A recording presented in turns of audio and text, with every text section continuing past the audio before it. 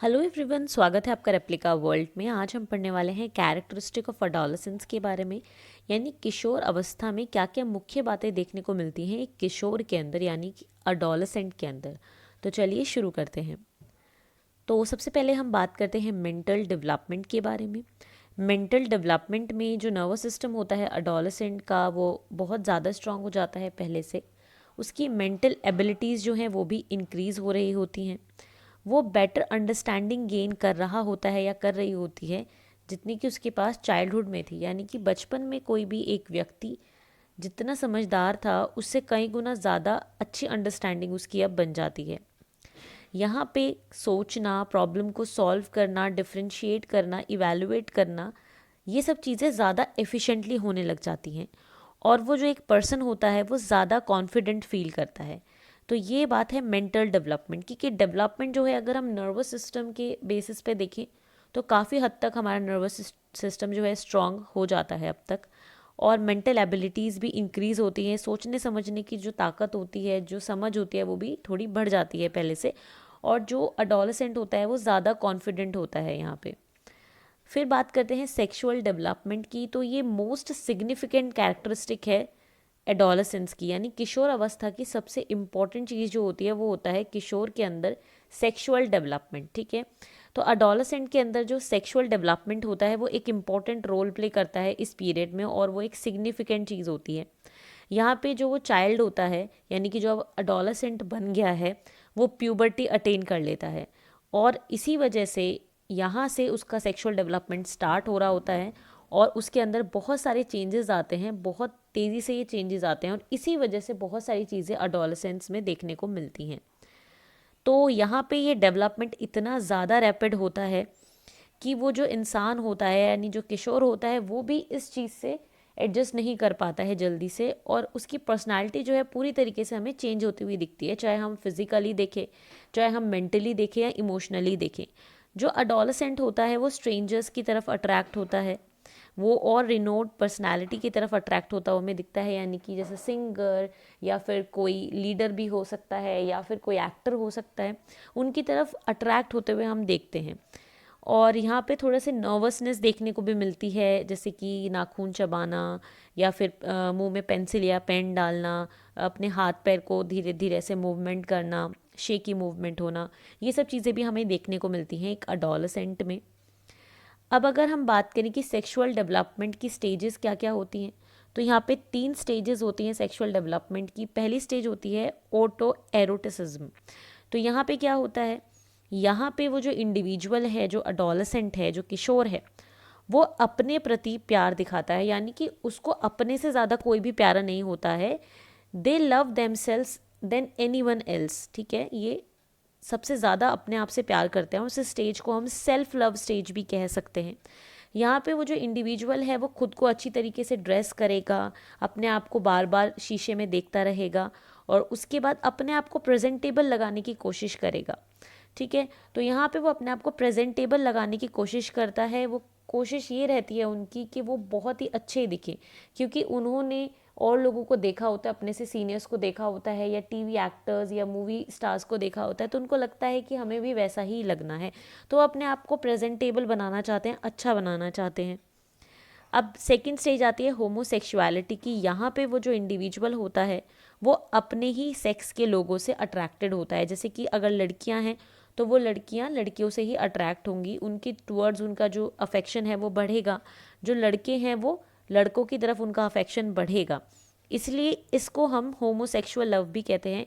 यहाँ पे अपने ही जो अपने सेक्स के जो मेंबर्स होते हैं उनके टुवर्ड्स अट्रैक्शन बढ़ता है।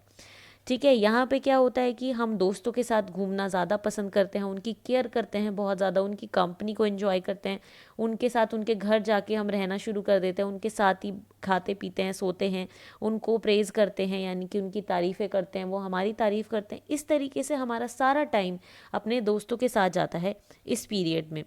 इसके अलावा यहाँ पे कुछ रॉन्ग सेक्सुअल प्रैक्टिसेस में भी बच्चे जो होते हैं वो इंडल्ज हो जाते हैं, जो कि बिल्कुल भी सही नहीं है, क्योंकि बच्चों को पता नहीं होता है। तो सेल्फ लव वाली जो स्टेज होती है उस टाइम पे भी वो रॉन्ग प्रैक्टिसेस में चले जाते हैं, रॉन्ग सेक्सुअल प्रैक्टिसेस में, और होमोसेक्सुअलिटी में एक दूसरे के साथ भी वो रॉन्ग प्रैक्टिसेस में जा सकते हैं।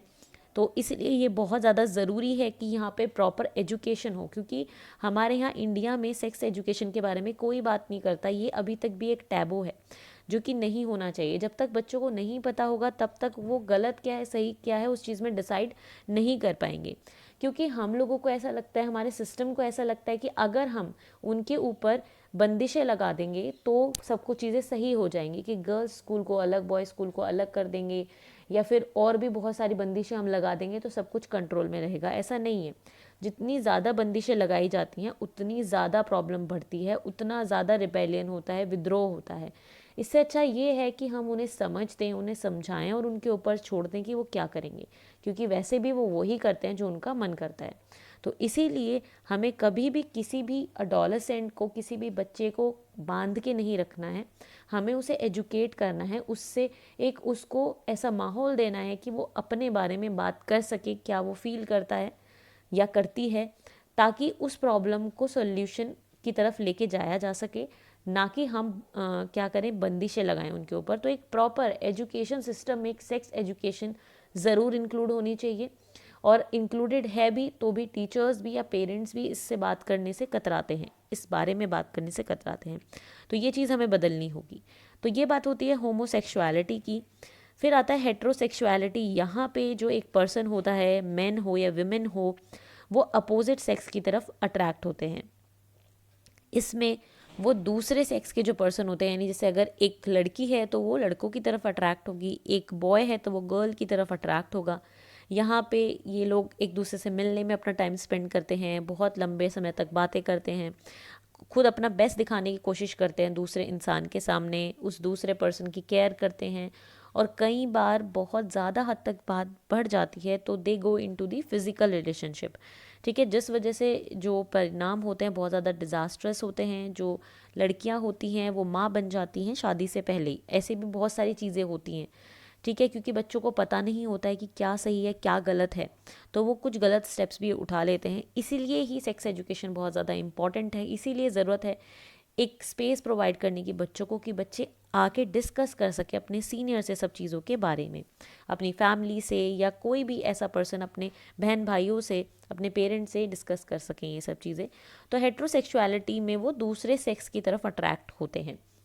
नेक्स्ट आता है lack of stability and adjustment. तो सेक्सुअल डेवलपमेंट के बाद जो नेक्स्ट फीचर है, कैरेक्टरिस्टिक है, वो है स्टेबिलिटी ना होना या एडजस्टमेंट ना कर पाना। तो इस स्टेज में जो इंडिविजुअल होता है या होती है वो सही से एडजस्ट नहीं कर पाते हैं अपने इन्वायरमेंट में, क्योंकि अब वो बच्चे नहीं रहे हैं। उन्हें ऐसा लगता है कि वो बच्चे नहीं हैं और वो बड़े भी हो चुके हैं, ये बात सच है, बट वो मेंटली उतने डेवलप नहीं हैं कि वो उनको एक अडल्ट समझा जाए, और सोसाइटी भी उनको अडल्ट समझना भी नहीं चाहती है। वो अभी भी उनको बच्चों की तरह ट्रीट करती है और वो अपने आप को बड़ा समझते हैं। इस वजह से ईगो क्लैशेस होते हैं दोनों के बीच में, और यहाँ से ही स्टेबिलिटी जो है वो कम हो जाती है। लैक ऑफ स्टेबिलिटी यहीं से आती है, और यहीं से एडजस्टमेंट नहीं कर पाता है जो अडोलेसेंट होता है सोसाइटी में, क्योंकि वो अपने आप को क्या समझता है, बड़ा समझता है, और वैसे वो बच्चा ही है मानसिक तौर पर, और लोग उसको बच्चा समझते हैं पर एक्सपेक्ट भी ये करते हैं कि तुम बड़े हो गए हो तो कुछ बड़ा करो। तो इस वजह से क्लैशेस हो रहे होते हैं। इसके अलावा वो चाहते हैं कि उनको रिस्पेक्ट किया जाए, ठीक है, पर उनको जगह दी जाए, उनसे बात की जाए, बट क्योंकि सब उनको बच्चा मानते हैं तो इसलिए कोई उनको रिस्पेक्ट नहीं करता है। तो इस वजह से भी वो बहुत ज़्यादा लो फील करते हैं और क्लैशेस होते हैं सीनियर्स के साथ में, और जस्ट वो नहीं कर पाते हैं। इसके अलावा क्योंकि उस टाइम पे उनकी बॉडी में बहुत ज़्यादा चेंजेस चल रहे होते हैं, हार्मोनल चेंजेस चल रहे होते हैं, तो इस वजह से पिंपल्स वगैरह भी उनकी फेस पे आ जाते हैं, स्मॉल फिजिकल डिफॉर्मिटी भी उनके साथ कुछ हो सकती है। या फिर जैसे बॉयज़ होते हैं उनके दाढ़ी मूछ आना शुरू होती है, यानी मुस्टैशेस और बियर्ड आना शुरू हो जाती है। तो यहाँ पे उनकी बॉडी में क्योंकि इतने सारे चेंजेस चल रहे होते हैं तो कहीं ना कहीं वो इन बातों को लेके भी थोड़ा सा अफेक्टेड रहते हैं। नेक्स्ट है एक्सेसिव सेंटिमेंटैलिटी। ये भी एक इम्पॉर्टेंट फीचर होता है हमारे अडोलेसेंट पीरियड का। यहाँ पे जो अडोलेसेंट होता है, जो किशोर होता है, वो सेंटिमेंटल होता है, बहुत ज़्यादा इमोशनल होता है, एकदम से ही बहुत ज़्यादा दुखी हो जाता है, एकदम से ही बहुत ज़्यादा खुश हो जाता है, या फिर रोने लग जाता है। इस तरीके की चीज़ें उसके अंदर आती हैं। इमोशनली अनस्टेबल होता है वो चाहता है कि या चाहती है कि उसे लोग प्रेज़ करें, उसकी रिस्पेक्ट करें, ठीक है। अगर इनमें से किसी भी चीज़ को कोई भी नुकसान पहुंचता है, उसकी सेल्फ रिस्पेक्ट को कोई नुकसान पहुंचता है, उसकी इमेज को कोई नुकसान पहुंचता है, तो बहुत सीरियस इश्यूज़ हो सकते हैं। विद्रोह भी वो बच्चा कर सकता है। तो इसीलिए ये बहुत ही इम्पॉर्टेंट पीरियड होता है पेरेंट्स और टीचर्स के लिए कि बच्चों पे ध्यान दें वो लोग।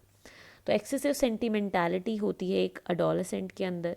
इसके अलावा एक्सेसिव इमेजिनेशंस, जो एक अडोलेसेंट है वो बहुत ज़्यादा इमेजिन करती है या करता है, ठीक है, वो लोग बहुत ज़्यादा इमेजिनेशन में इन्वॉल्व रहते हैं। कोई छोटी सी चीज़ भी होती है ना तो वो एकदम रियलिटी को छोड़ के इमेजिनेशन में चले जाते हैं, वो बहुत ज़्यादा इमेजिन करते हैं। आपने भी देखा होगा जब आप लोग इस पीरियड में थे तो आप लोग कितना ज़्यादा इमेजिन करते थे चीज़ों को, कि हम लोग सभी ऐसा करते थे कि कोई भी छोटी सी चीज़ होती थी तो हम डे ड्रीम करना शुरू कर देते कि ये चीज़ ऐसी होगी, फिर ऐसी होगी, फिर हम ऐसा करेंगे। तो इमेजिनेशन बहुत ज़्यादा करते हैं, ठीक है, डे ड्रीमिंग करते हैं। तो ये हार्मफुल भी होती है और कुछ केसेस में अच्छी भी होती है, क्योंकि बच्चा इस एज में ज़्यादा क्रिएटिव होता है क्योंकि वो अच्छे से इमेजिन कर सकता है। तो जो लोग लिटरेचर में, आर्ट्स में, इन सब चीज़ों में जाना चाहते हैं तो उनके लिए ये एक अच्छी क्वालिटी होती है एक्सेसिव इमेजिनेशन की। नेक्स्ट आता है रिलीजियस फीलिंग्स। तो इस टाइम पे जो बच्चे होते हैं वो रिलीजियसली भी बहुत डिवोटेड होते हैं, यानी कि चाहे वो किसी भी धर्म के हों, वो ईश्वर के प्रति बहुत ज़्यादा डिवोटेड होते हैं।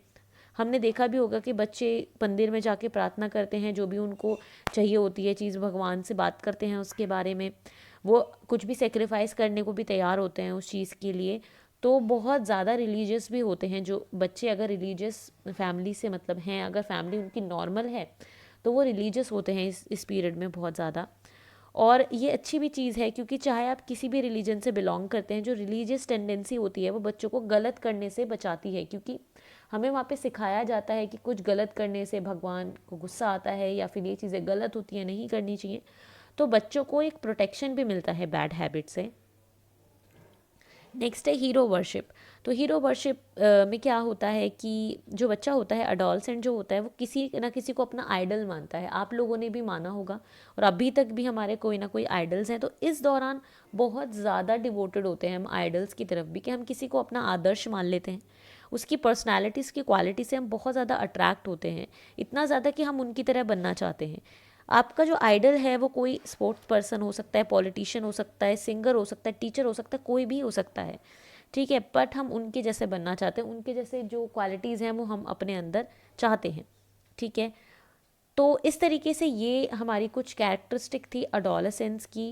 और यहाँ पर जो अडोलेसेंस होता है उसको हम period of stress and storm के नाम से भी जानते हैं, क्योंकि यहाँ पे बहुत उथल पुथल होती है ज़िंदगी में एक किशोर के, ठीक है। तो अडोलेसेंट जो होते हैं उनकी ज़िंदगी में बहुत सारे चेंजेस आ रहे होते हैं। तो ये कुछ इंपॉर्टेंट कैरेक्टरिस्टिक थी अडोलेसेंस की। मैं उम्मीद करती हूँ लेक्चर आपको पसंद आया होगा। अगर पसंद आए तो लाइक ज़रूर करें, शेयर करें और एप्लीकेबल को सब्सक्राइब करें।